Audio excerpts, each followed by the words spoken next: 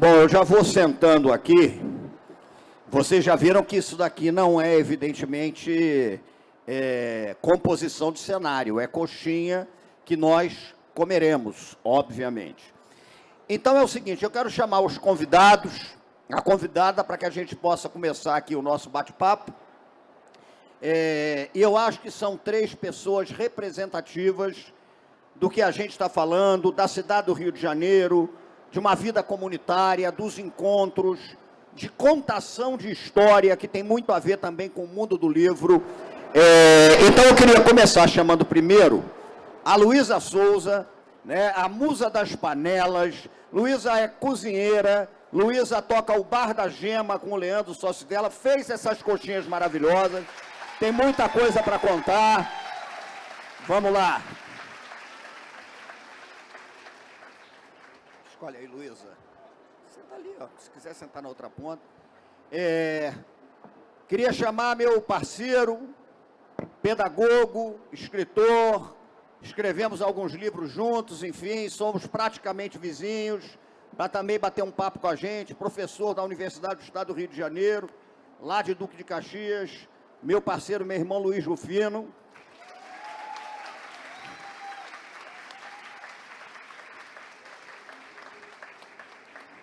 E para terminar de compor a mesa, meu querido amigo, meu parceiro também, artista, sujeito absolutamente formidável, um artista plástico do primeiro time, um pensador das brasilidades, carnavalesco, da Imperatriz Leopoldinense, Leandro Vieira.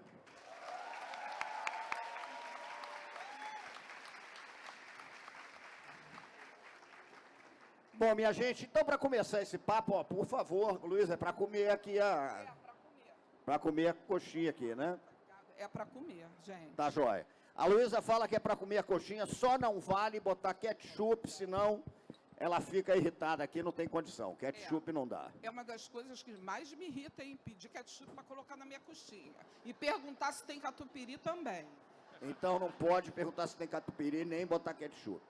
Bom, minha gente, para começar esse bate-papo, eu queria falar com vocês brevemente, para passar a bola para os convidados e para a gente, enfim, trocar essa ideia. Eu acho importante a gente tentar entender que essa mesa é composta, primeiro, por gente que pratica a cidade do Rio de Janeiro, numa perspectiva que é muito curiosa, porque eu estava pensando na organização dessa mesa, eu nem reparei a princípio, mas nós somos 4 pessoas ligadas à cidade, 4 cariocas e tal, e que vivem e que trabalham e que constroem as suas vidas na zona norte do Rio de Janeiro. Que esse é um detalhe curioso, né? É uma mesa, portanto, que representa, em certo sentido, a zona norte do Rio de Janeiro, a turma que vem dos subúrbios do Rio de Janeiro, que constrói as suas sociabilidades a partir de uma cidade, que é basicamente uma cidade suburbana, sim, que é uma cidade vinculada às culturas de rua, que é uma cidade que constrói os seus pertencimentos a partir de exercícios de vida em comunidade.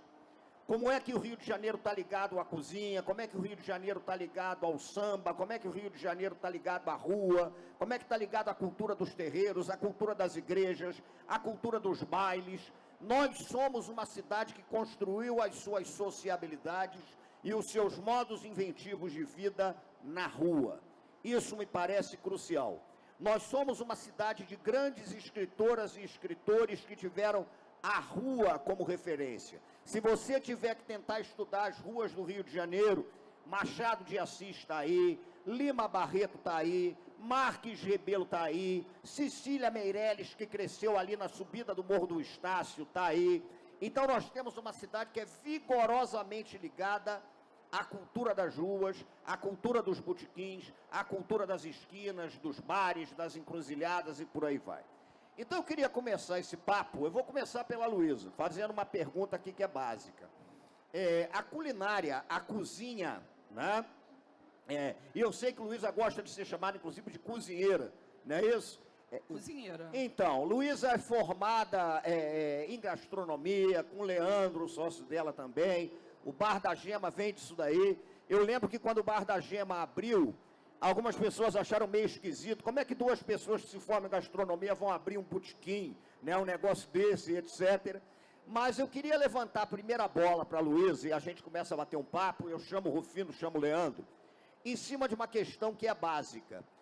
Na nossa tradição, na tradição da cidade, a cozinha também é um lugar que é muito referendado pelas histórias. Cozinha tem história, né? Cozinha de tia, cozinha de avó, cozinha de mãe, cozinha de mulheres pretas que, no fim das contas, foram, por exemplo, as mães do samba. Não esqueçamos que as grandes tias, as grandes matriarcas do Rio de Janeiro, tia Ciata de Oxum, tia Prisciliana de Santa Amaro, tia Carmen do Chimbuca, tia Amélia, mãe do Donga, todas elas eram cozinheiras, todas elas eram quituteiras. Luiz, eu queria que você falasse um pouquinho sobre isso, sobre a cozinha como um lugar de história. A culinária tem história, um prato tem história, ele não surge do nada. É resultado de vivências, muitas vezes de vivências que são ancestrais. Queria levantar essa bola para a gente começar a bater esse papo. A cozinha só tem história.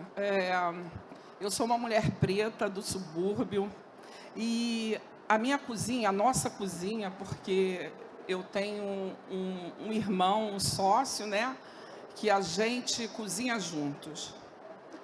E assim, a nossa comida é totalmente afetiva. E como que a gente cria os nossos pratos? A gente tem uma mesa que ela, no início, era a mesa 16. Agora, a gente mudou, né? Tá num bar muito maior, mais espaço, é a mesa 12. E ali, a gente senta e começa da seguinte forma: da saudade do frango com quiabo da avó, da tia, e aí a gente começa a relembrar como era o frango do seu pai, Leandro, da sua avó, e a gente conta história, e assim a gente começa a criar a nossa comida, totalmente afetiva. Gente, eu tenho no bar, vamos fazer rabada, um petisco com rabada. Eu sou filha de mineiro, e o Leandro também. Então, rabada vai com o quê? Com angu. No bar tem muito angu. O angu, né, que salvava vidas. Não é isso, Simas?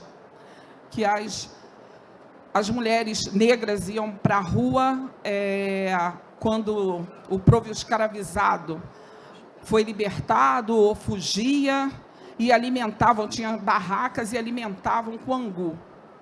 E na nossa cozinha não falta o angu. Aí a gente tem lá uma releitura da rabada, fez um petisco que é a polentinha frita com rabada. Gente, e na cozinha se conta história, e muita história. Na cozinha a gente ri, na cozinha a gente chora. Assim como nos botequins. Eu acho que é o espaço mais democrático que a gente tem, é o botequim.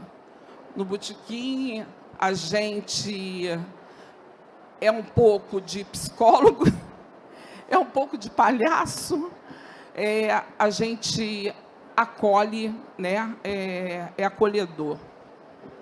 Teve uma história, né, há pouco tempo, que abrimos um feriado cedo, e chegou uma família de cliente antiga lá, aí a senhora chegou, aí uma garçonete veio: nossa, vocês sumiram um pouco, cadê seu marido?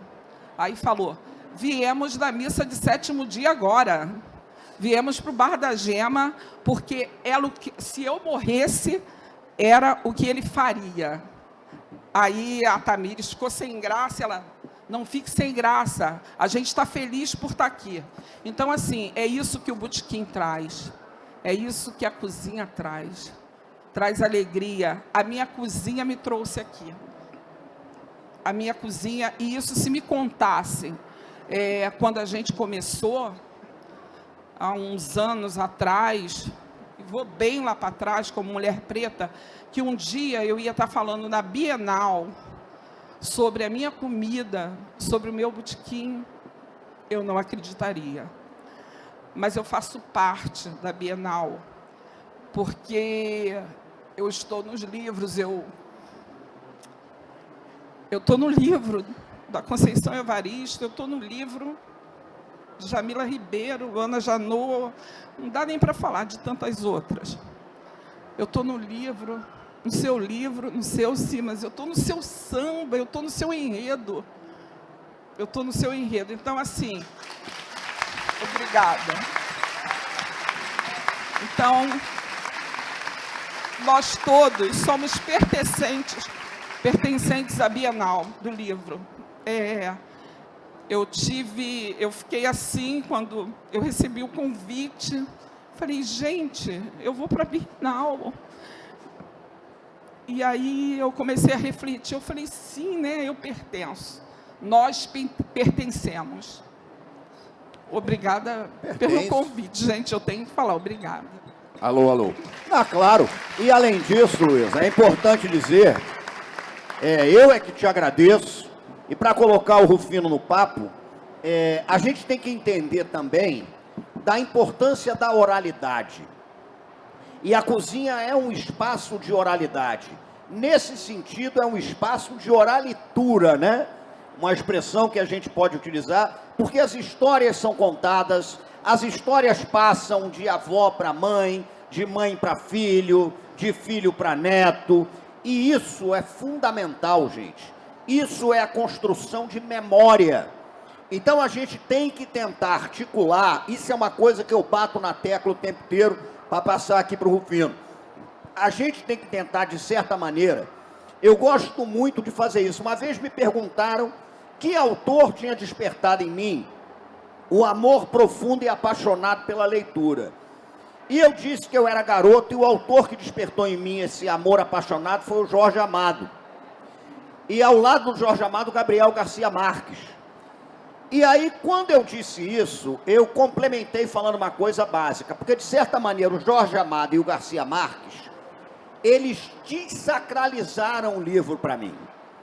Eu venho de uma família que não tinha biblioteca em casa.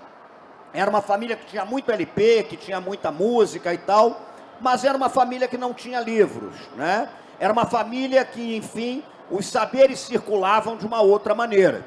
E eu me apaixonei por livros e hoje tenho muitos livros em casa. Mas, quando eu era garoto, eu via o livro como um objeto meio sagrado, porque tem uma certa sacralidade no livro. Mas, ao mesmo tempo, é lindo você perceber também. À medida em que o livro, ele pode ser, a relação que a gente tem com o livro pode ser lúdica. Ela pode pertencer ao campo da ludicidade, isso é bonito. Dá para ler um livro num botequim, evidentemente. E, ao mesmo tempo, o Jorge Amado desacralizou o livro e, para mim, sacralizou as ruas.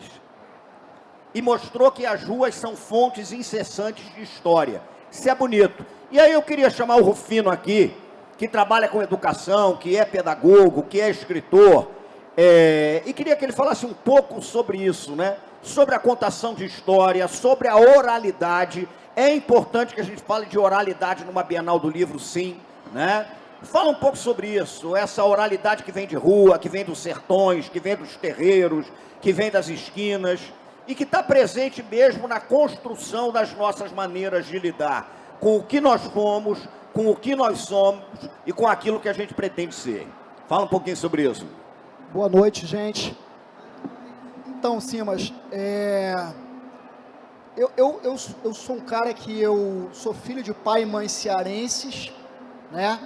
Minha família, por parte de pai, é uma família de vaqueiros. Então, meu pai foi uma criança criada para ser vaqueiro, numa região que é o pé da Serra da Ibiapaba, já chegando à fronteira, uma encruzilhada entre o pé da Serra e o sertão, ali o grande sertão do Canindé. E a família da minha mãe é família de lavradores, sendo que são desses nordestinos que se retiram para o Sudeste, assim como é a história de muita gente. E eu nasci no bairro do Estácio, ali no pé do Morro de São Carlos, e fui muito pequeno para o subúrbio do Lins, de Vasconcelos. Fui uma criança de quintal, num contexto de subúrbio que convivia com muitos velhos, né, ouvindo um monte de mentira, um monte de história de assombro, um monte de conversa fiada. Nesse tempo, os mais velhos não estavam no WhatsApp, então eles estavam no quintal, fazendo invencionice para a criança achar graça, para a criança se alumbrar. E depois vou muito cedo para Madureira, e Madureira muda definitivamente a minha relação, que eu acho, com a existência. Não sei nem se dá para falar com o livro, ou com a palavra. Tem uma dimensão corporal, tem uma dimensão telúrica. Mas o curioso é o seguinte, meu pai ficou mais de 30 anos sem voltar na terra dos pais dele, dos nossos avós, bisavós e por aí vai. E eu volto com ele, há um tempo atrás, e vou conversar com um antigo vaqueiro da família, um tio-avô meu. E vou, um dia, Leandro, ele tangendo gado, né, ainda de uma forma precária, uma forma que já não é mais comum. E aí eu fiquei encantado com a rítmica do aboio, aquela coisa, boi, ha! E eu ficava encantado com a conversação entre gado e gente. E eu faço uma pergunta, obviamente ignorante, mas era o que me cabia naquele momento, era o que eu tinha corpo para fazer. Falei assim, ei, o senhor conversa com gado? E ele olhou para minha cara com a cara assim meio de espanto, tipo assim, nossa, que pergunta absurda. Ele falou assim, rapaz, você já viu o homem conversar com bicho? É óbvio que eu não converso com gado. E eu fiquei meio cismado. E eu falei assim, ora, quase um partido alto. Tudo bem que o senhor não conversa, mas você fala daí, ele lhe entende. E ele falou, mas é óbvio que ele me entende. E eu falei, porra, mas como é que é essa história que não conversa com gado, mas ele te entende? E ele responde da seguinte maneira, olha, ele entende porque a gente conversa com o chão. A gente fala a língua do chão. E o gado é também alfabetizado na língua do chão. Então, eu falando daqui, ele falando dacolá, a gente não se entende, mas conversando com o chão, a gente se comunica. E é curioso que naquela região de Madureira, que compreende Congonha, antiga Tamarineira, que é o Cajueiro, Serrinha e o Morro de São José, há inúmeros mestres, pessoas que sabem ler o chão. Mestre Tarcísio Jongo, que é uma figura importantíssima para esse país, cantava o seguinte verso, canoa de Arariba, remo de Araribá, a canoa de jongueiro tem boca e sabe falar. Canoa de Arariba, remo de Araribá, canoa de jongueiro tem boca e sabe falar. Mestre Tarcísio, que vem de uma tradição de Manuel Bambambam, seu Nilton Campolino, né? Mano Eloy Antero Dias, vovó Tereza Centenária, filho da lendária vovó Maria Joana. Mestre Tarcísio Jongo estava falando o seguinte, ora, tem corpo, come, vibra, e ele não está falando de gente não, ele está falando primeiramente de Tambu, de Angomapuíta, está falando da Pedreira da Serrinha, está falando das encruzilhadas do Mercadão, está falando do velho vaqueiro que dá nome ao bairro, e não foi à toa que eu me aconcheguei por ali também. E eu acho que isso é belíssimo.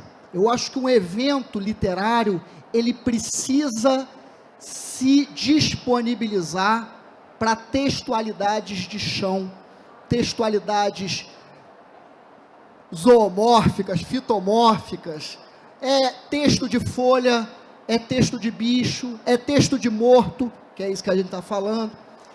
E eu acho fantástico que, por exemplo, Mestre Tarcísio, ao falar isso, ele está fazendo uma política do conhecimento. Vovó Maria Joana, e aí porque eu sei que Leandro vai vir depois, pegar esse gancho, vovó Maria Joana, contam na Serrinha que vovó Maria Joana vestia Mestre Tarcísio de baiana para ter quórum para botar as baianas do Prazer da Serrinha na rua. Essa mulherada estava fazendo política. E aí a gente fala muito de educação. Educação, educação, educação. Agora, educação, como dizem os velhos jongueiros, é um dizer com vários entenderes, né? Como diria minha avó, né? Nem sempre aquilo que presta na boca de qualquer um tem valia. É importante a gente entender que educação no Brasil, para ter força vital, ela precisa estar irmanada com comunidade e com fundamento ancestral, que é fundamento de chão. E eu acho que, de uma certa forma, é isso que as mulheres, como Luísa, convoca, é isso que as ruas que você convoca, é isso que as escolas na sua multiplicidade, elas chamam para a gente pensar no dia de hoje. Maravilha. E aí vou passar a bola para o Leandro. Luísa, daqui a pouco vai pensando, eu vou perguntar em cima da fala do Rufino, depois do Leandro, se você conversa com a sua comida, hein? Mas eu quero falar um negocinho com o Leandro aqui, que é fundamental pelo seguinte. Eu fui uma criança educada por escola de samba. Por que eu estou dizendo que fui uma criança educada por escola de samba? A primeira vez que eu ouvi falar, por exemplo, da Guerra de Canudos, não foi em sala de aula. A primeira vez foi quando eu ouvi o samba de enredo da Em Cima da Hora, Os Sertões, de 1976. A primeira vez que eu ouvi falar do Quilombo do Guariterê, de Teresa de Benguela, não foi num livro didático, não foi em sala de aula. Foi num carnaval, num desfile da Unidos do Viradouro. A primeira vez que eu ouvi falar da peleja do Caboclo Mitavaí contra o monstro Macobeba, não foi numa aula de literatura, foi num desfile da Unidos da Tijuca. Antes de ler Lima Barreto, a Unidos da Tijuca tinha contado para mim a história da vida do Lima Barreto. Antes de ler Macunaíma, a Portela tinha ensinado para mim qual era a história de Macunaíma, e a Portela me garantiu o primeiro e um dos raros 10 da minha vida em aula de português, porque era uma prova sobre Macunaíma, né? E eu, ao invés do livro, usei o samba de enredo para fazer, me dei bem. Então, de certa maneira, a escola de samba é um fenômeno múltiplo, é um fenômeno artístico, é um fenômeno, portanto, de ancestralidade. Nunca é demais lembrar que escola de samba é construção de sociabilidade das comunidades afro-cariocas no pós-abolição, tudo isso. E você é um cara que pensa o Brasil a partir de escola de samba.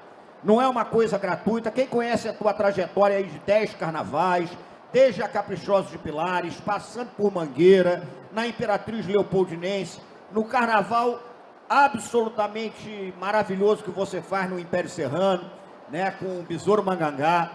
Então você é um sujeito que toma a escola de samba como uma referência, com respeito a uma cultura ancestral, para pensar o Brasil. Eu queria que você falasse um pouquinho sobre isso, sobre o teu trabalho e sobre essa relevância que muitas vezes as próprias escolas de samba parece que não sabem que elas têm, né? Então, começa esse papo por aí. Vamos lá, gente. Boa noite. Prazer estar aqui com vocês, prazer estar aqui com essa galera de quem eu sou fã. Então, vou dividir um pouco a pergunta do Simas em 2 pedaços. Primeiro, para poder falar dessa questão da falta do entendimento que muitas pessoas têm a respeito do papel de uma escola de samba. Do entendimento de uma escola de samba como esse lugar de pensar um país. E de pensar um país a partir do texto, de pensar um país a partir do corpo, de pensar um país a partir de quem veste fantasias, de quem se apresenta tocando, de quem se apresenta dançando. É uma pena que o Brasil não tenha compreendido, tanto tempo depois, o poder dos corpos que dançam, o poder dos corpos que se fantasiam, o poder dos corpos que traduzem um pensamento. Eu, sempre que posso, eu trago essa reflexão, porque eu acho que cada um de nós podemos aqui, para o próximo carnaval, apresentar o desfile de uma escola de samba, apresentar o povo que vai para a rua de uma outra maneira, que não a maneira espetacular, que não a maneira televisiva, que não a maneira exclusivamente festiva. Porque é preciso entender que uma comunidade, como o Simas falou, uma comunidade que traduz um pensamento pós-abolição, de homens e mulheres pretos e pretas que se reúnem para dialogar com a sociedade de uma maneira mais ampla, é impossível que a gente pense que isso é exclusivamente ou meramente uma festa. A gente tem que entender que essa festa é uma festa que pode mais e que sempre pôde mais. Essa festa é uma festa que foi um caminho para a negociação de pautas populares, para o reconhecimento de comunidades. A Portela, quer dizer, Madureira não seria o que é hoje se não fosse pela força que a Portela imprimiu como marca de seu território. a Mangueira não seria a Mangueira que é hoje se não fosse pela marca que a escola de samba, a instituição Estação 1ª de Mangueira empresta àquele território. Como citei Mangueira e Portela, há tantas outras histórias de comunidades que são representadas e se agigantam a partir das escolas de samba que representam. Então, eu sempre que posso, e acho que aqui a gente tem uma plateia grande, para dizer que levem esse pensamento adiante, expondo que escola de samba é mais do que aquela festa colorida, enfeitada, emplumada, ao som de música, né? Busquem entender a escola de samba como um organismo, tão eficiente, tão intelectual, quanto qualquer outra atividade comumente associada à intelectualidade. As pessoas falam de teatro como uma atividade intelectual, mas não falam de escola de samba como uma atividade intelectual da mesma forma. Porque a escola de samba é corpo, e as pessoas não conseguem entender, não conseguem vislumbrar num corpo que samba, no corpo de uma passista que dança, no corpo de uma baiana que gira, elas não conseguem entender a intelectualidade do corpo. Isso é uma ignorância nossa. Isso não é uma ignorância de quem dança, isso não é uma ignorância de quem toca. Nós que temos uma ignorância que é incapaz de entender o toque do tambor como intelectualidade. Então, o convite que eu deixo para vocês aqui é que olhem para os próximos desfiles, que olhem para os próximos carnavais com um olhar intelectual. Não estou querendo dizer que aqui que a gente precisa de uma avaliação teórica disso, mas que olhem com o entendimento de que aqueles corpos que dançam, que aqueles corpos que tocam, aqueles corpos que vestem fantasias, são corpos que estão pensando, são corpos que estão produzindo intelectualidade através de maneiras que nem todos nós aqui temos consciência ainda de captar, porque nós ainda estamos achando que intelectualidade, que produção intelectual de qualidade está talvez num livro aberto. Está também no corpo que dança, no corpo que toca, no corpo que desfila. Então isso é para poder falar a respeito desse mau entendimento, a respeito da escola de samba como esse lugar de pensamento. Outra coisa agora, complementando a sua pergunta, é falar um pouco do meu pensamento, da minha formação como artista que gosta de escola de samba. Eu gosto de escola de samba porque eu sou um homem do subúrbio. O gosto que tenho, o artista que sou, é um artista forjado no subúrbio, forjado pela rua do subúrbio, forjado pela música do subúrbio, pela comida do subúrbio, pelas minhas tias suburbanas, pelos meus primos suburbanos, pelo território que ainda hoje vivo. Eu não seria o artista que sou, eu não produziria a visualidade que produzo, eu não teria os argumentos que tenho para fazer o carnaval que apresento, se eu não fosse um homem desse meio. E a única coisa que fiz ao longo de 10 carnavais, como o Simas falou, foi tratar o subúrbio como visualidade. O desfile da Mangueira de 2017 é uma devoção à moda suburbana, né? O desfile do Império Serrano sob o Besouro é uma construção estética à moda suburbana. Todas as vezes, o lampião da Imperatriz é um lampião à moda suburbana. Eu não sei se muita gente aqui é do subúrbio, se conhece o subúrbio.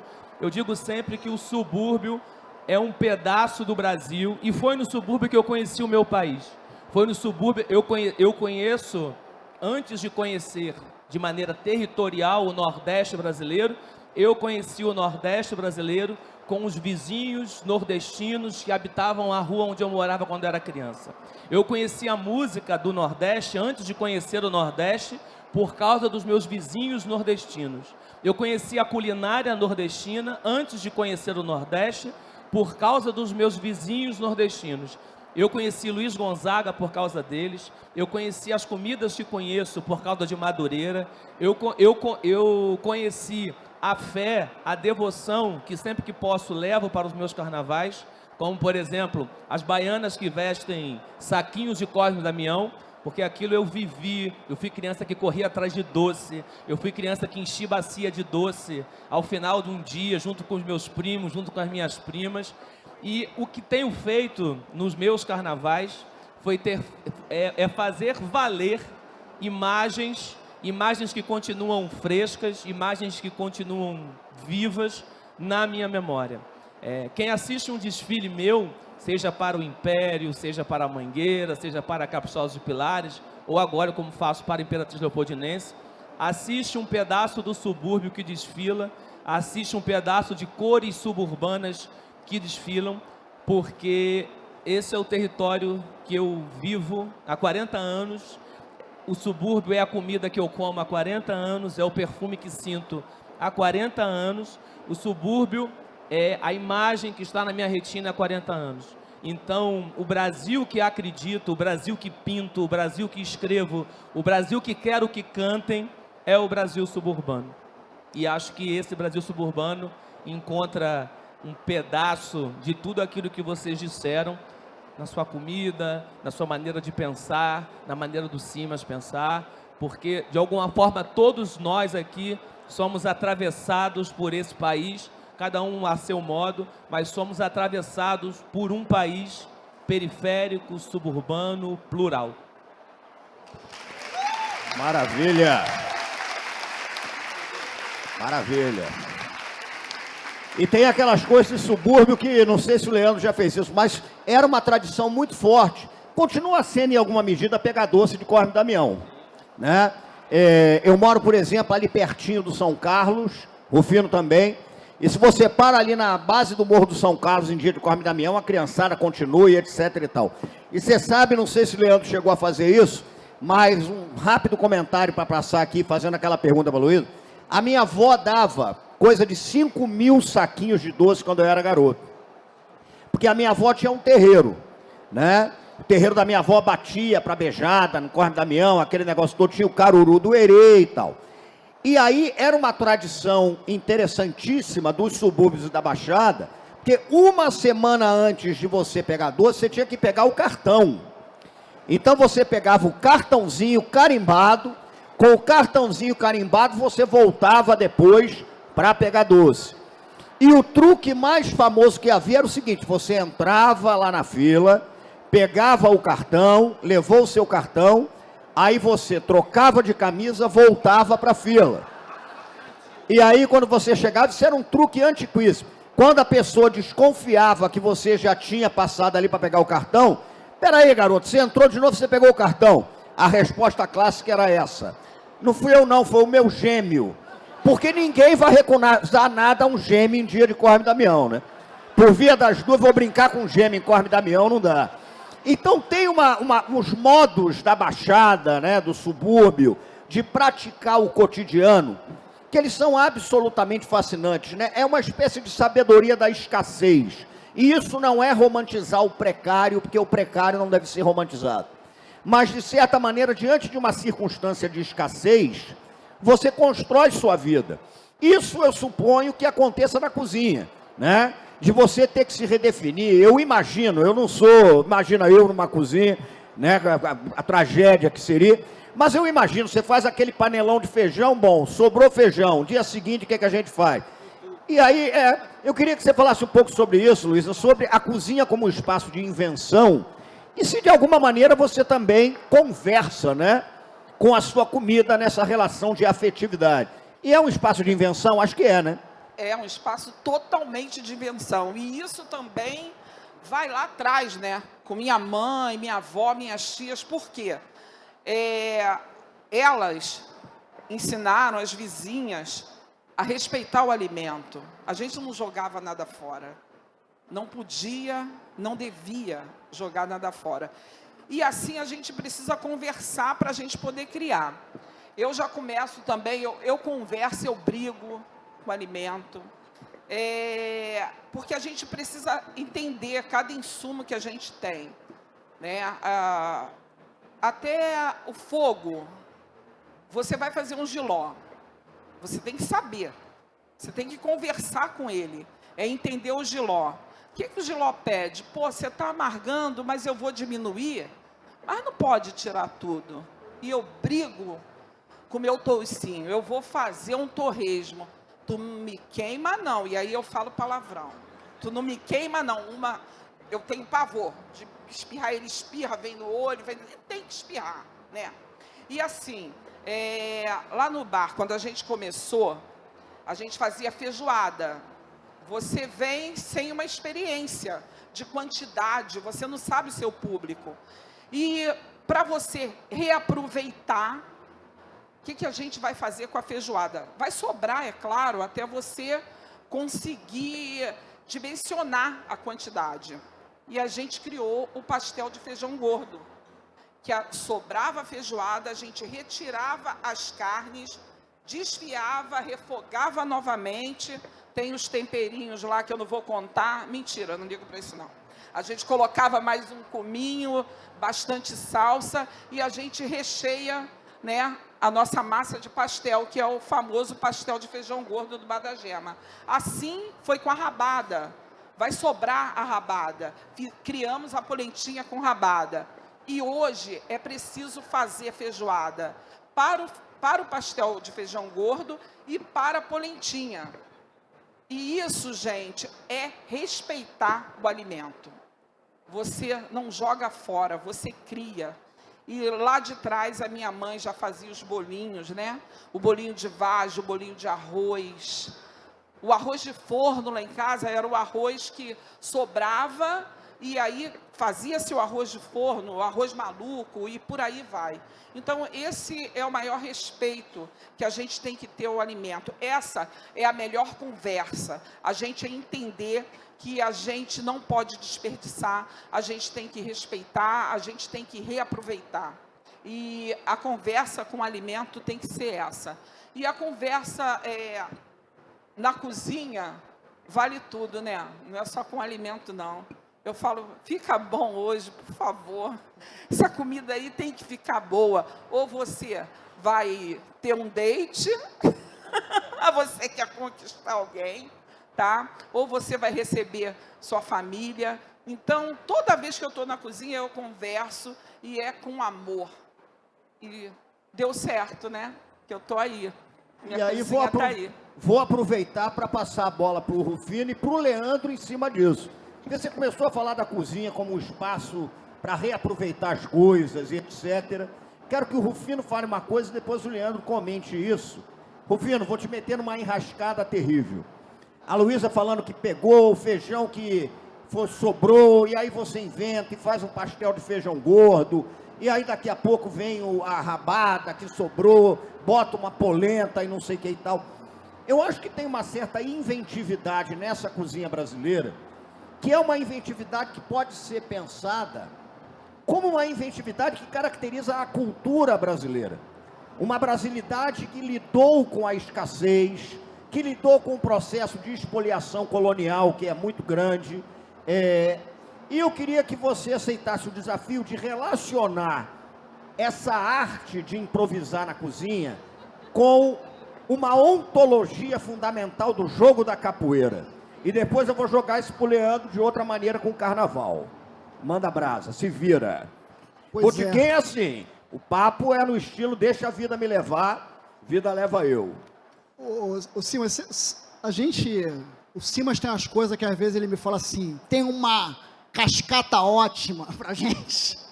É nesse nó que ele ata, né? Mas a capoeiragem, eu acho que talvez seja uma das principais políticas de vida, assim como é o carnaval, assim como são os quintais, como são, né, as práticas matriarcais das mulheres pretas, das mulheres, enfim, que são tão afetadas por uma violência estrutural, né, secular, que se posta nesse país. Não é de hoje, né, que o povo brasileiro conhece, e quando eu estou falando de povo, eu estou alargando essa categoria até para os não humanos, né? Estou colocando as comunidades brasileiras que aqui se reinventam, se tramam, lidam com a violência. Mas, muito recentemente, até influenciado por uma literatura específica, tem se falado muito de política de morte, né? Se falado muito de uma lógica sistemática, incessante de produção de assassinato.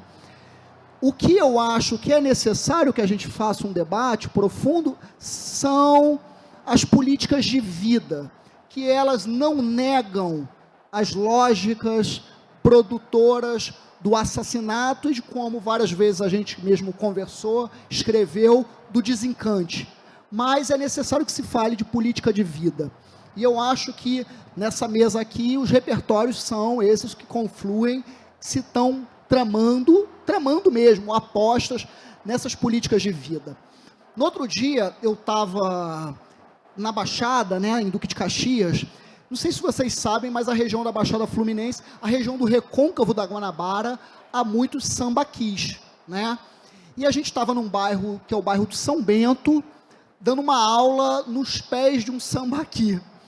E aí, conversa vai, conversa vem, tinha uma criança que entrava e saía do meio dessa aula e tal, e aquele negócio começou a me incomodar, isso que Leandro estava falando do corpo, o corpo começou a transbordar e me chamou para o jogo, e eu catei o moleque, aí falei assim, ei rapaz, vem cá, tu sabe o que tem ali? E apontei para o sambaqui, e ele olhou para a minha cara, na maior cara de sacana, e falou assim, eu sei, ali tem 2 defuntos, né? E esse sambaqui, que é o sambaqui do bairro do São Bento, tem conservado 2 corpos dos sambaquieiros. Sendo que eu achei gaiato ele falar defunto, porque defunto é uma coisa trash, né? Porra, tu acorda de manhã, ó, cuidado que tem um defunto ali. Não é um negócio legal. E aí, eu achei sacana a chamada de jogo, eu falei, cara, eu tenho que dar uma pernada nesse moleque. E aí falei assim, ei, mas tu já conversou com esses defuntos para saber o que tem por aí? E ele falou assim, eu conversar com defunto? Você tá louco, eu não converso com defunto não. E aí eu falei assim, cara, tu tem que conversar com defunto, meu irmão. Veio uma galera do Museu Nacional aí, da UFRJ, pessoal do negócio chamado arqueologia, meteu um troço aí chamado Carbono 14, falou que esses caras estão aí com 4.000 anos. É verdade, o sambaqui tem a estimativa de 4.000 anos. Tem um até, nas redondezas do Galeão, que dizem que tem 7.000 anos. Porra, os caras estão há 4.000 anos aí, estão contando história para a gente de 500 para cá. Olha a oportunidade que é você conhecer Duque de Caxias há 4.000 anos atrás. A gente está quase emparelhando ali com as pirâmides do Egito. E ele me olhou com a cara de que não fazia nenhum sentido a conversa, mas que realmente é possível, né?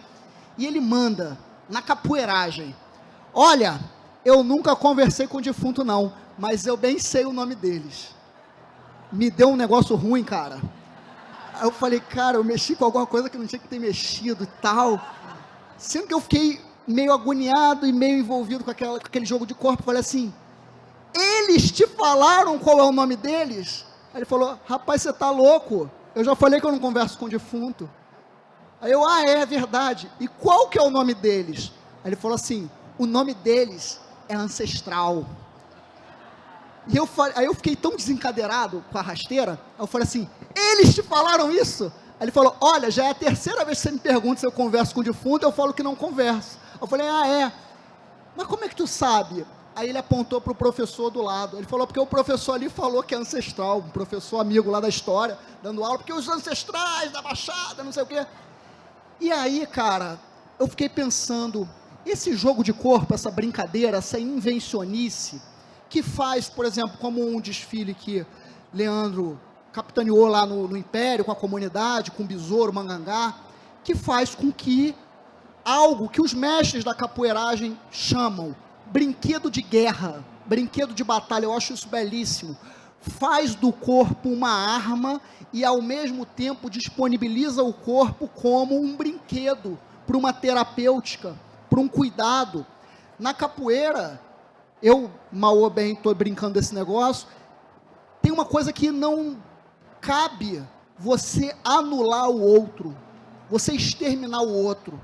Uma vez eu conversando com um mestre antigo da capoeiragem baiana e falando de outro mestre, um mestre famoso, mestre Cobra Mansa, ele falando, rapaz, Cobrinha é danado, mas ele não é danado porque ele dá na gente não, ele é ruim porque a gente dá nele, não pega, ele vem na nossa cara e gargalha.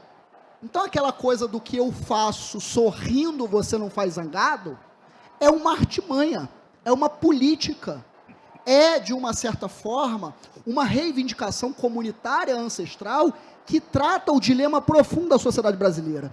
E essa sociedade, fundamentalmente racista, uma sociedade mantenedora da égide colonial, né? Uma sociedade que trata problemas seríssimos com muito arremedo, ela não reconhece que tem muita mandinga, como texto, como linguagem, como saber de cozinha, de barracão, de rua, de boteco, para tratar os dilemas da vida. Eu acho que bonito mesmo no texto, e fico pensando, bonito talvez na cozinha, no carnaval, é quando você consegue jogar com o outro, quando você consegue chamar o outro para um jogo de corpo. E aí, passando a bola aqui para o Leandro, eu até num livro que eu escrevi chamado Corpo Encantado das Ruas, tem uma frase nesse livro que eu digo que o carnaval é uma disputa entre o corpo e a morte, né? Mas a morte entendida como a aniquilação, né? A morte entendida, portanto, como esse exercício de aniquilar a existência da pessoa, os saberes e etc. Mas, Leandro, a Luísa estava falando sobre a cozinha, e eu fiquei imaginando aqui um paralelo absolutamente interessante entre a arte da culinária e a arte de um carnavalesco, porque ela estava dizendo que o feijão do dia anterior virou o pastel de feijão gordo do dia seguinte, a rabada que ela fez virou um pastel de não sei o quê, a polenta, aquele negócio todo. E, de certa forma, eu me lembro que o primeiro contato que eu tive com a arte do Leandro foi Caprichosos de Pilares, no grupo de acesso, e era um desfile, eu estava comentando esse carnaval para a rádio, e era dado como certo que a Caprichosos de Pilares faria um desfile horroroso, e a Caprichosos de Pilares iria cair, porque a Caprichosos não tinha um tostão, né? A escola não tinha como, enfim, botar o carnaval na rua. Quando vem a Caprichosos, que o Leandro fez, né? Você era um desconhecido do carnaval em larga medida, aquilo deixou todo mundo chocado, falando, pô, o que está acontecendo ali? Né? Era uma escola que você via que era pobre, mas era de uma criatividade. E aí, ouvindo a Luísa falando, eu fiquei imaginando que, de certa maneira, o carnavalesco faz tudo isso. Porque quem vê os desfiles de fora e não conhece aquela realidade entranhada no muro das escolas de samba, acha que vocês só fazem carnaval com quantias exorbitantes, dinheiro para dedéu. Você fez Mangueira, Caprichosos de Pilares, né? Pegou a Imperatriz no acesso, Império Serrano, que eu sei que é uma encrenca grande. De certa maneira, a pergunta que eu fiz a Luísa em relação à culinária, ela vale para você. Como é que é essa prática inventiva que é filha do precário, que de certa forma também transcende a questão do carnaval, da cozinha e tal, da capoeiragem, e ela fala sobre um certo Brasil que, a despeito do Brasil oficial, né, insiste e continua. Como é que é isso? Porque a impressão que todo mundo tem é que você recebe fortunas e faz tudo ali, né? Eu acho bem bacana poder falar disso, até por uma questão de... Luísa falou algumas coisas que eu achei bem interessante, porque tem uma experiência específica que passei com a minha avó, mas quando o Simas fala a respeito dessa ideia de driblar a escassez e ainda assim ter o direito de gozar da alegria, é uma coisa muito importante. E eu acho que são coisas que a gente vai aprendendo, né, de fato. E aí, eu quero contar uma história pessoal da minha família. Certa vez eu fui na casa... Eu venho de uma família muito pobre, uma família ligada à penha. Minha bisavó teve um pouco da minha ancestralidade. Minha bisavó teve 14 filhos. 14 filhos num ambiente de pobreza. E a história começa assim, eu vivi um pouco disso. Muito tempo depois, já maduro, um dia eu cheguei na casa da minha avó, não a minha bisavó, a minha avó, filha da minha bisavó, e ela estava comendo uma fritada. Eu amo fritada, mas a fritada que ela estava comendo, ela me deu um pedaço para eu comer. Eu comi aquela fritada, achei uma delícia, mas não estava entendendo o que era aquela fritada. Não estava entendendo, eu entendi que o sabor estava uma delícia, estava gostoso demais, mas isso é fritada de quê? Estava muito bem temperada, com salsa, cebolinha, pimentão, cebola, e eu não conseguia entender do que era. E aí eu fui aquela mania de quem... Porque eu gosto de cozinhar também. Aí quando eu como, eu vou tentando descobrir como é que foi feito. E aí eu fiquei catando assim, aí eu vi batata. Aí eu falei, vó, isso é o quê? Aí ela, isso é fritada de casca de batata. Eu falei, fritada de casca de batata? Eu nunca ouvi falar que alguém fazia fritada de casca de batata. E ela contou, aí eu falei, de onde é que saiu uma fritada de casca de batata? Aí ela me contou uma história, que é uma história bonita. Quando ela era criança, os pais dela tinham que dar comida para 14 filhos. Então, a minha bisavó tinha que se reinventar na alimentação das crianças. Meu avô comprava 14 filhos, era sempre sacos e sacos de alimento. Minha avó, lidando com a escassez, mas tendo que alimentar com alegria uma família, ela começou a fazer o seguinte: descasca a batata. A batata descascada, ela guardava na água para não escurecer para o dia seguinte. E a casca, que tinha que ser consumida logo, era o primeiro alimento antes da batata. Então, num dia, eles comiam a fritada da casca de batata para que no outro dia pudessem comer a batata.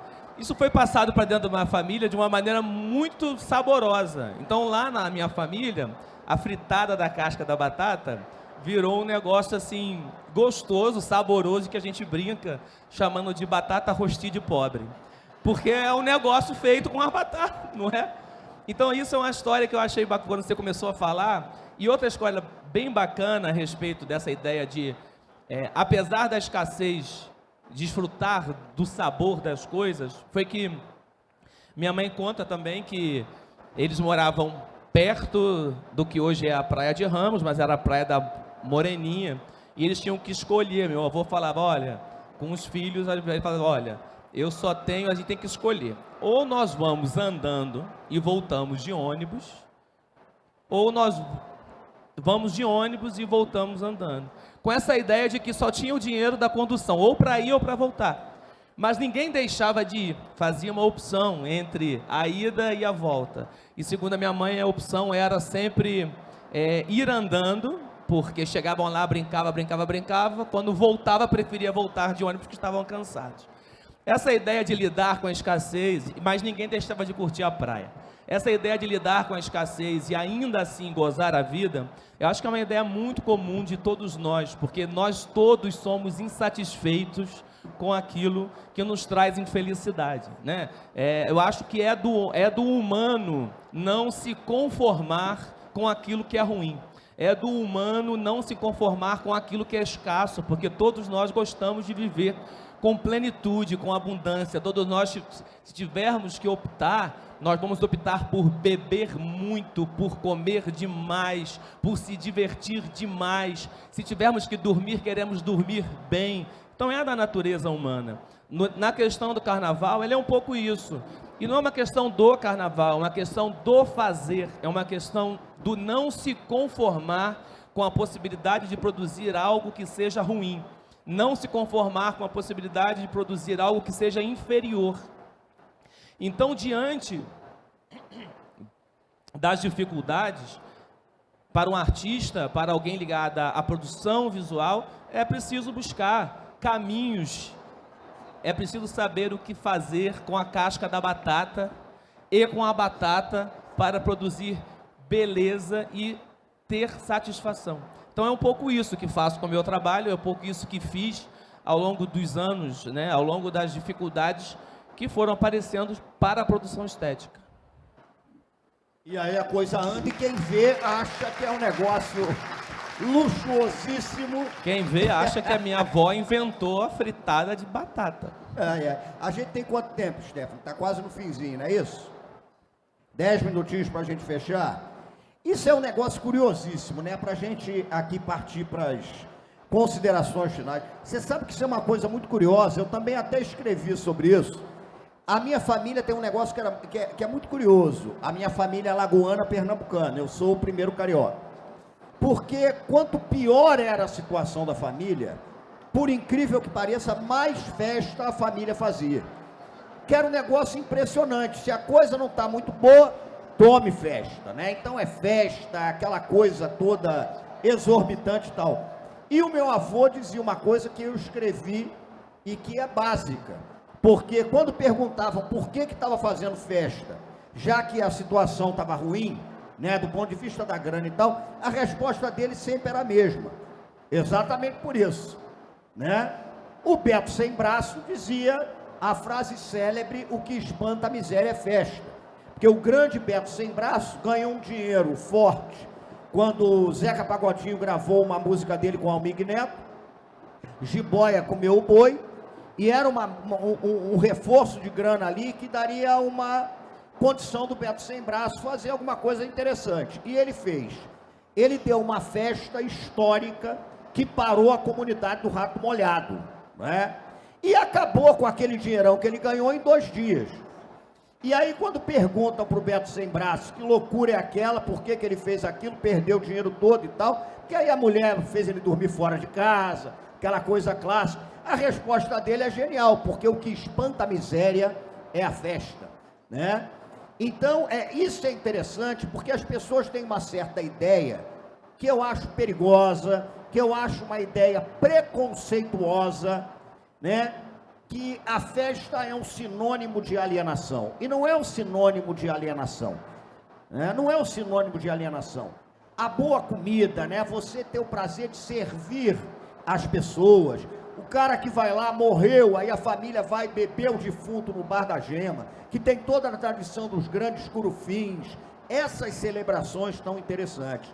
Então, para a gente chegar aqui a uma reta final, eu acho que tem um elemento que liga todas as falas que a gente teve aqui, e que é exatamente essa ideia de transgredir a nossa precária condição pela invenção de mundos novos na culinária, nas rodas de capoeira, no fenômeno educativo, na saia da baiana que gira. Tudo isso traz muita coisa que tem que ser vista, que tem que ser falada. Tudo isso é importante e tudo isso se fundamenta na construção de sociabilidades, eu insisto, que ocorrem fundamentalmente na rua. Então eu queria que vocês falassem um pouco disso. Luísa, cozinhar, né? Eu acho que você, de certa maneira, se completa na cozinha, né? De certa forma, é festa também, né? Claro que vai ter perrengue, claro que você vai falar palavrão, claro que eventualmente você vai brigar dentro do teu bar, você vai fazer... o Leandro no barracão, acho que vai acontecer isso. Numa roda de capoeira, eventualmente, vai sair uma porrada. Mas, fundamentalmente, é uma maneira de zombar do precário com o mais subversivo dos sentimentos, que é a alegria. Não passa por aí? A cozinha não tem essa relação com a alegria, com festejar, mesmo diante do perrengue? Totalmente. A cozinha é alegria, porque a gente necessita da alegria para cozinhar. Não pode ser diferente. Cozinheiro triste não faz comida boa. Não faz comida boa. E eu já tive essa experiência. Eu já queimei, vou falar do torresmo novamente. No Bar da Gema, eu saí da cozinha, eu queimei 2 panelas de torresmo. Coloquei o toucinho para fazer. Não estava bem, estava triste, queimei. Tentei a segunda, não estava bem, queimei. E eu deixei para o Leandro fazer. Então é isso. A relação com a comida, quando você vai cozinhar, você coloca a sua energia, você coloca o seu amor. Então você tem que estar bem, você tem que estar alegre. Se for diferente, gente, não vai, você não faz. E ali também, às vezes, você, estando triste, você espanta a alegria. Cozinhar é um ato de amor. Então, você é feliz por isso, por cozinhar. Sabe? Ter o alimento, agradecer. Eu sou quem eu sou por causa da minha cozinha. Eu me fiz na minha cozinha, né? Eu sou a Luísa, eu sou a musa das panelas por causa da minha cozinha. Então, assim, é ali que eu chorei e que eu sorri. Então, é isso. Cozinha é alegria. Maravilha. Que beleza. Rufino, suas palavras finais. Essa perspectiva mesmo de você zombar, né? zombar do perrengue, dar uma rasteira no perrengue e tal, com essa transgressão pelo riso, né, pela gargalhada, exusíaca, esse negócio todo. Diz aí para se despedir do pessoal. É curioso que tinha lá no Morro do São José, em Madureira, ali, Madureira tem umas coisas que Madureira vai engolindo uns lugares, né? Então o Engenheiro Leal, Cavalcante, virou Madureira e São José era Madureira. Tinha um senhor chamado Seu Jorge, Seu Jorge, ele foi um dos grandes, a gente escreveu isso no Arruaças, está lá, foi um dos grandes caras, assim, heróis civilizatórios mesmo, porque ele inventou, Luísa, uma roda de mentira, né? Então, toda segunda-feira, Seu Jorge reunia os pingus que tinha no bar do Neco. O Neco era um cara lendário no morro, porque falavam que ele veio da Paraíba andando para o Rio de Janeiro, e aí, já começa por aí, e aí se reunia aqueles mentirosos, né? E a circulação do caô fazia com que, vira e mexe, o caô se tornasse referência daqui a pouco. Então, o vagabundo queria já dar tom de, como diz na filosofia, um critério de verdade, citava uma mentira de um outro e tal, e aquilo ia ganhando corpo. Seu Jorge tinha uma fala célebre que ele dizia o seguinte: na vida só se leva o que se come, o que se bebe e o que se brinca. E ele completava isso da seguinte maneira: Madureira só falta uma praia, né? Recentemente inventaram uma praia meio causeira lá, mas está passando batido. Eu acho que essa dimensão da brincadeira, e assim, a gente falou de violência na rodada anterior, há uma das grandes formas de violência de um projeto de dominação colonial, que é nos adultizar, cara, entende? É fraturar a nossa existência como uma condição a priori de um ser brincante. Então, o adulto, ele é aquele ser adulterado, né? Enquanto a criança é meio que cristalizada nesse lugar do infante, que é o lugar da infantaria, do que obedece, do que não tem voz e tal. E o que a gente percebe que nos terreiros, nos barracões, nos quintais, nas beiras de praia, beira de rio, nos cemitérios, no Diabo 4, há formas de brincadeira e de trato da brincadeira como um roçado, como um quintal, a fim de constituir vínculo comunitário. Eu lembro que, por exemplo, Mestre Darcy falava isso lá no alto do Morro do São José: antes de discutir qualquer coisa, a gente precisa brincar primeiro. E aí você perguntava por quê? Ele falou: porque eu brinco com um cara, eu não consigo mais brigar com ele, né? Então tinha uma sagacidade no brincar. Eu acho que tem uma coisa aí que a gente precisa perseguir, que é uma seriedade brincante. Pode parecer uma contradição, mas não é, é uma sagacidade, né? Uma sagacidade que faz com que a gente continue, de uma certa forma, apostando na vida como um fenômeno alegre, de alacridade, né? Então, eu acho que a gente vai vivendo sem perceber muito isso. E, na verdade, quem rege o corpo, a rua, o alimento, é aquele que mais entende da brincadeira, o que fundamenta a brincadeira. Brincar é uma saída importantíssima para a gente se manter sadio no nosso tempo. Leandro, complementa aí a tua fala e essas transgressões que a gente trouxe: cultura de rua, subúrbio, comida, carnaval, capoeiragem, brincadeira, mentira. Nós estamos em setembro, mês de Cosme Damião, né? Outro dia eu falei que eu era devoto de Dom, sobretudo porque Dom, tudo leva a crer que não existiu, né? E o fato de não ter existido me traz um carinho enorme que eu tenho por ele, porque aquilo que não existe é inventado, né? E aquilo que é inventado, de certa maneira, nos liberta. Então fala um pouquinho aí para a gente se despedir sobre tudo isso, sobre carnaval, sobre festa. Eu sei que você é um folião do carnaval de rua. Leandro é um sujeito ultra responsável, é um dos carnavalescos mais responsáveis do carnaval, porque Leandro termina o carnaval dele cedo, né? A minha mulher desfila como baiana do Leandro Vieira, inclusive, né, das escolas que Leandro trabalha, e Leandro entrega a fantasia antes. Aí todo mundo fala: Leandro entrega antes porque Leandro tem uma responsabilidade enorme. Eu sempre desconfiei que Leandro entrega antes para poder brincar o carnaval de Com rua. certeza.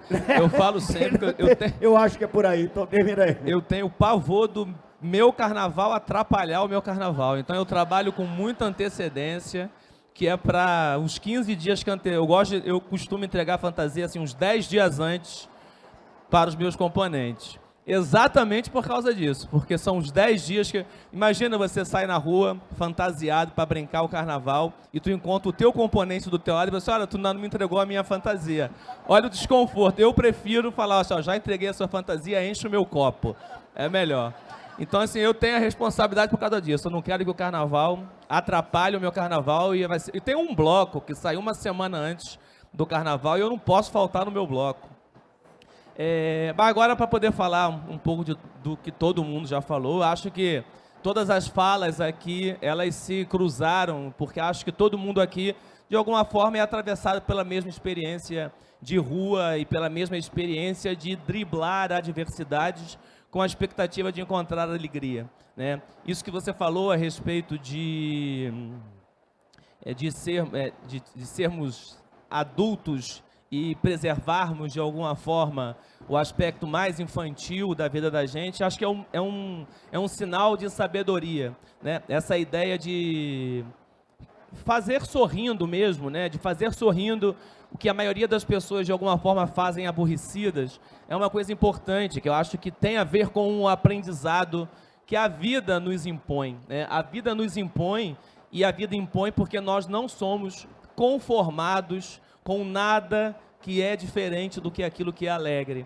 Quando o Simas fala a respeito da festa enquanto alienação, eu já falei uma vez, conversando com o Milton Cunha, que na verdade as pessoas durante a pandemia e durante tudo mais ficaram falando assim, mas não sei quantas pessoas mortas e vocês falando em carnaval, o desemprego e vocês falando em carnaval, o país como está e vocês falando em carnaval, porque as pessoas têm a falsa impressão de que nós fazemos carnaval porque a vida vai bem.